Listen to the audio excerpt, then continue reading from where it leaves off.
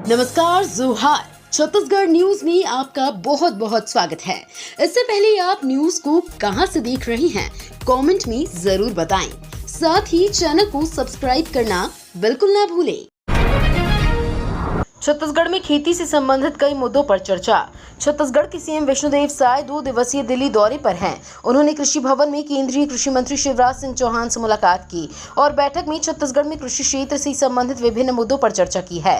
CM Shri Sai और केंद्रीय मंत्री श्री चौहान के बीच होने वाली इस मुलाकात में राज्य की कृषि नीतियां, छत्तीसगढ़ के कृषि विकास पर विस्तृत चर्चा की गई है। सीएम श्री साय ने छत्तीसगढ़ की विकास योजनाओं की सफलता को रेखांकित करते हुए बताया कि राज्य सरकार ने महिलाओं, युवाओं, आदिवासियों, किसानों और नक्सल उन्मूलन के लिए कई महत्वपूर्ण पहल किए हैं। इसके कारण छत्तीसगढ़ को शासन की योजनाओं और कार्यक्रमों को प्रभावी ढंग से लागू करने में एक आदर्श राज्य बनाना है। छत्तीसगढ़ में हर गरीब को आवास व सड़कों के विकास के लिए मोदी सरकार प्रतिबद्ध, बोले शिवराज सिंह चौहान। ग्रामीण विकास के विविध विषयों पर सार्थक चर्चा के दौरान एक बैठक में केंद्रीय मंत्री शिवराज सिंह चौहान ने कहा कि छत्तीसगढ़ में हर गरीब को आवास और सड़कों के विकास के लिए प्रधानमंत्री नरेंद्र मोदी के नेतृत्व में केंद्र सरकार प्रतिबद्ध है। राज्य के जनहितैषी कार्यों को केंद्र व राज्य सरकार मिलकर पूरा करेगी। ये बैठक कृषि भवन में छत्तीसगढ़ के मुख्यमंत्री विष्णुदेव साय और उप मुख्यमंत्री विजय शर्मा की मौजूदगी में हुई। ये जानकारी केंद्रीय कृषि एवं किसान कल्याण और ग्रामीण विकास मंत्रालय ने दी। छत्तीसगढ़ की सीएम साय ने कहा, प्रधानमंत्री आवास योजना से वंचित 15.18 लाख पात्र परिवारों को जल्द मिलेगा आवास।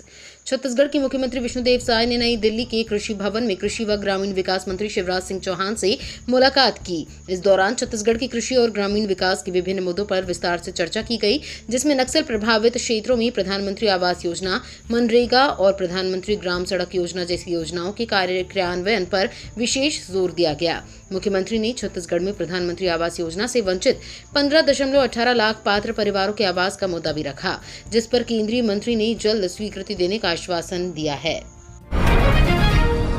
छत्तीसगढ़ सरकार ने एसीबी और ईओडब्ल्यू का बढ़ाया दायरा, जुआ एक्ट के तहत मिला जांच और कार्रवाई का अधिकार। छत्तीसगढ़ में अब एसीबी और ईओडब्ल्यू जुआ एक्ट के तहत जांच और कार्रवाई कर सकती है। इसके लिए छत्तीसगढ़ सरकार ने मुख्यमंत्री विष्णुदेव साय के निर्देश में जुआ सट्टा और विशेषकर ऑनलाइन गैम्बलिंग पर कड़ाई से रोक लगाने के लिए आदेश जारी कर दिए हैं। इसके बाद अब जुआ सट्टा में शामिल लोगों के खिलाफ तेजी से कार्रवाई की जाएगी। छत्तीसगढ़ सरकार ने अधिसूचना का जारी कर छत्तीसगढ़ जुआ अधिनियम 2022 की सभी धाराओं के अंतर्गत अब एंटी करप्शन ब्यूरो और राज्य आर्थिक अपराध अन्वेषण को जांच और कार्रवाई का अधिकार दे दिया है। छत्तीसगढ़ में आर्टिफिशियल इंटेलिजेंस को मिलेगा बढ़ावा, सीएम विष्णुदेव साय ने तैयार की नीति। छत्तीसगढ़ के मुख्यमंत्री विष्णुदेव साय ने विकास का रोड मैप तैयार कर लिया है। हाल में किए गए उनके प्रयासों से ये स्पष्ट नजर आ रहा है कि राज्य के विकास की योजना तैयार की जा चुकी है, लिहाजा उनके दूरदर्शी विजन की चौतरफा प्रशंसा हो रही है। सीएम साय ने नीति आयोग की गवर्निंग काउंसिल की 9वीं बैठक में राज्य की विकास योजना प्रस्तुत की है।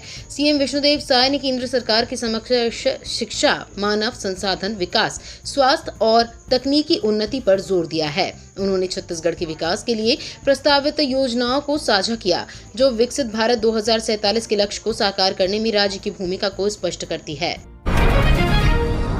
छत्तीसगढ़ में बिजली की बढ़ती कीमतों पर कांग्रेस का बड़ा आरोप। छत्तीसगढ़ में बिजली के दामों में हुई बढ़ोतरी के विरोध में स्टील उद्योग संगठनों ने तालाबंदी का ऐलान कर दिया है।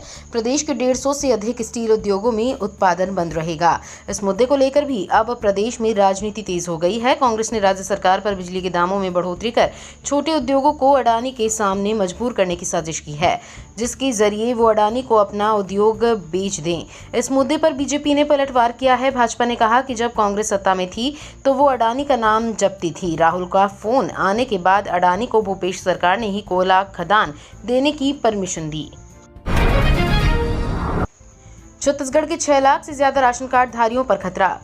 छत्तीसगढ़ में राशन कार्ड के नवीनीकरण का काम चल रहा है। इसकी तारीख खत्म हो गई थी। इसके बाद खाद्य विभाग ने इसे बढ़ा दिया है। प्रदेश में राशन कार्ड के नवीनीकरण के लिए अभी भी 6 लाख से ज्यादा राशन कार्ड बाकी है। ऐसे में ये राशन कार्ड अपडेट नहीं कराए जाते हैं तो इन कार्डधारी परिवारों को राशन मिलना बंद हो सकता है। इस लापरवाही से कार्डधारी गरीब परिवार के लोगों पर उनके हिस्से के राशन न मिलने का खतरा भी मंडरा रहा है। बता दें कि प्रदेश में नई बीजेपी सरकार बनने के बाद बीपीएल, एपीएल और अन्य कैटेगरी के राशन कार्डों को अपडेट कराने और नवीनीकरण की शुरुआत की गई थी। इसकी शुरुआत करने पर छत्तीसगढ़ में जमकर सियासत हुई थी। इसी के बीच प्रदेश में राशन कार्ड के नवीनीकरण का काम जारी रहा। मनसुख मांडविया से मिले रमन सिंह, छत्तीसगढ़ के राजनांदगांव को मिलेगी बड़ी सौगात। छत्तीसगढ़ के राजनांदगांव विधानसभा सीट से भाजपा विधायक एवं विधानसभा अध्यक्ष रमन सिंह ने केंद्रीय खेल मंत्री मनसुख मांडविया से मुलाकात की। राजनांदगांव में खेलों के विकास के लिए 35 करोड़ रुपए की स्वीकृति मिली है। छत्तीसगढ़ के पूर्व मुख्यमंत्री एवं वरिष्ठ भाजपा नेता रमन सिंह ने मनसुख मांडविया से मुलाकात की। खेल मंत्रालय ने राजनांदगांव में खेलों के विकास के लिए 35 करोड़ रुपए की मंजूरी दी है। भूपेश बघेल ने पाप किया, गरीबों का एक भी घर नहीं बनने दिया, केंद्रीय मंत्री शिवराज सिंह चौहान बोले। केंद्रीय कृषि एवं ग्रामीण विकास मंत्री शिवराज सिंह चौहान से छग के सीएम साय ने मुलाकात की, जिसके बाद केंद्रीय मंत्री ने कहा, मुझे आश्चर्य है कि छत्तीसगढ़ में भूपेश बघेल के नेतृत्व वाली पिछली कांग्रेस सरकार ने प्रधानमंत्री आवास योजना के तहत एक भी घर नहीं बनने दिया। जो गरीबों के लिए बनवाया जाना था, केंद्र ने पैसा भेजा, लेकिन उन्होंने प्रधानमंत्री ग्रामीण आवास योजना के लिए राज्य का हिस्सा जारी नहीं किया। न्यूज़ इसलिए उस पैसे का उपयोग नहीं हुआ और इसे वापस भेज दिया गया। उन्होंने हजारों गरीबों को घर से वंचित रखने का पाप किया है। आज हमने साथ बैठकर चर्चा की। सीएम और डिप्टी सीएम ने इस मुद्दे को आगे बढ़ाया है। 4 नई नगर पालिकाओं में मोर संगवारी योजना की शुरुआत। छत्तीसगढ़ के मुंगेली जिले के लोरमी में प्रदेश के डिप्टी सीएम अरुण साव ने 4 नवगठित नगर पालिकाओं में मोर संगवारी योजना का विस्तार किया। डिप्टी सीएम अरुण साव ने लोरमी के अलावा मंदिर, हसौद, बाकी, मोगरा और पंडरिया में मोर संगवारी ऐप की शुरुआत की। इस योजना के तहत हितग्राही घर बैठे ही 27 सेवाओं का लाभ ले सकेंगे। इस दौरान लोरमी में डिप्टी सीएम का रोचक अंदाज भी देखने को मिला। योजना को लॉन्च करने के बाद छत्तीसगढ़ के डिप्टी सीएम अरुण साव खुद ही बाइक में बैठकर एक बच्चे का जन्म प्रमाण पत्र देने उनके घर पहुंच गए। चक्रधर नगर पुलिस ने छात्र छात्राओं को किया साइबर क्राइम के प्रति जागरूक। पुलिस अधीक्षक दिव्यांग कुमार पटेल के दिशा निर्देश पर चक्रधर नगर पुलिस द्वारा ग्राम लोइंग के हायर सेकेंडरी स्कूल में जागरूकता कार्यक्रम का आयोजन किया गया, जिसमें थाना प्रभारी चक्रधर नगर निरीक्षक प्रशांत राव आहेर द्वारा छात्र छात्राओं को नवीन कानून के संबंध में संक्षिप्त रूप से जानकारी देकर कानून में बालकों के अधिकारों के बारे में बताया गया। थाना प्रभारी ने बताया कि वर्तमान समय में साइबर ठग आए दिन नए तरीकों से लोगों को ठगा जा रहा है। इसे रोकने के लिए जागरूक होने की जरूरत है, जिसमें छात्र छात्राओं की भूमिका भी अहम रही। खुशखबरी, अचान कमार टाइगर रिजर्व में बढ़ा बाघों का कुनबा।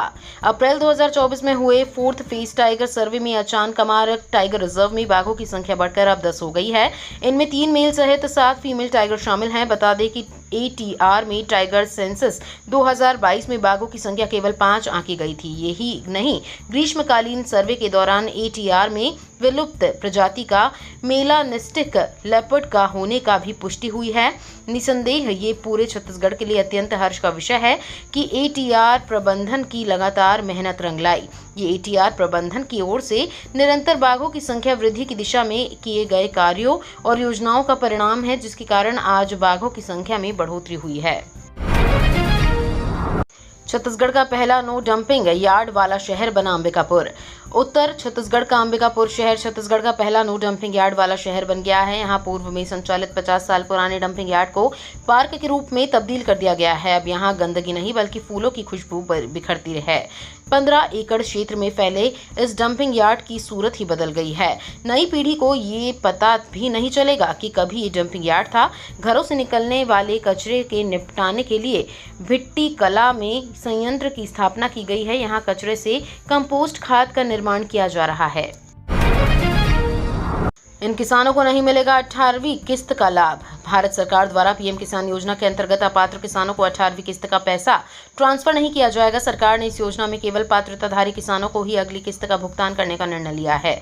अब तक इस योजना में करीब 11 करोड़ किसान लाभ प्राप्त कर रहे हैं। इनमें से जो किसान पीएम किसान योजना में निर्धारित पात्रता का पालन नहीं करेंगे, उनका नाम योजना से हटा दिया जाएगा।